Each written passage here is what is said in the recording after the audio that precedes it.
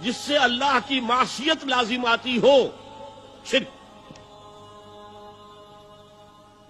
لا طاعت لمخلوق فی معصیت الخالق، مخلوق میں سے کسی کی اطاعت نہیں ہوگی کہ اس معاملے میں جس میں خالق کی معصیت لازم آ رہی۔ ہاں، خالق کے احکام کے اندر والدین کا حکم بھی مانو، اطاعت کرو،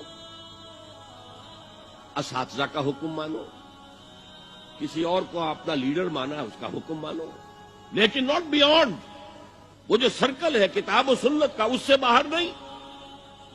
لا طاعت لمخلوق فی معصیت الخالق، یہ آپ الجبرے کے فارمولے کے طور پر اپنے سامنے رکھیے، اب اسے اپلائی کیجئے۔ جیسے فارمولوں کے ذریعے سے پھر بڑے بڑے وہ سم جو ہے وہ حل کیے جاتے تھے سوالات۔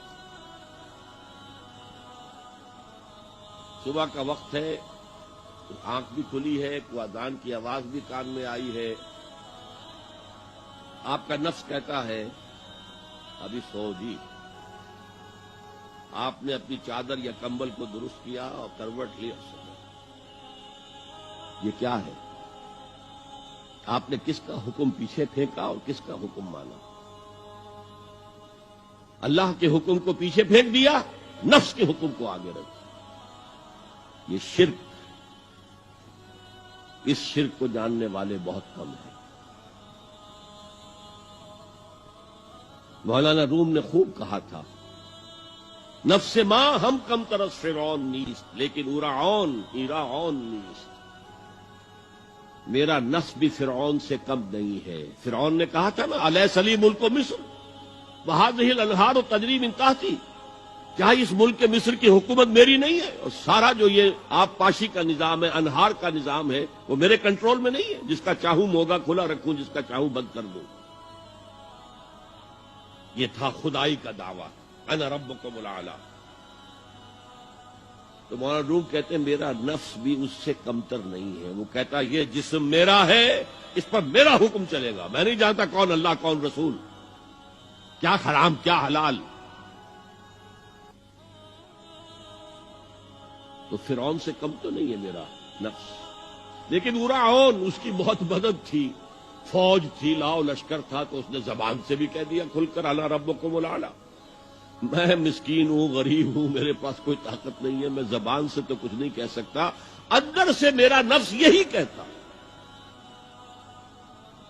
یہ نفس کی حکومت قرآن کہتا ہے، میں حیران ہوتا ہوں، دو جگہ یہ مضمون آیا ہے، ارأیت من اتخذ الہہ ہواہ افانت تکون علیہ وکیلا۔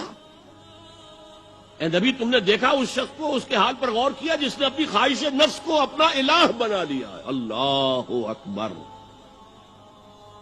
الہ، لا الہ الا اللہ، کلمہ توحید کا مرکزی لفظ یہاں آ رہا ہے، من اتخذ الہہ ہواہ، جس نے اپنی خواہش نفس کو اپنا معبود بنا لیا، الہ بنا لیا۔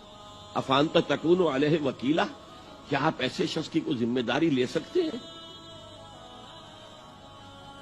سود حرام ہوا کرے جی، حرام ورام، ہمارا دھندا جو ہے وہ آگے بڑھ نہیں سکتا، تو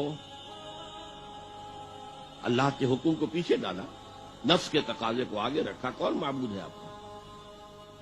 نام عبداللہ رکھیے، نام عبد الرحمان رکھیے، ہے عبد النفس، نفس کے بندے، نفس کے غلام۔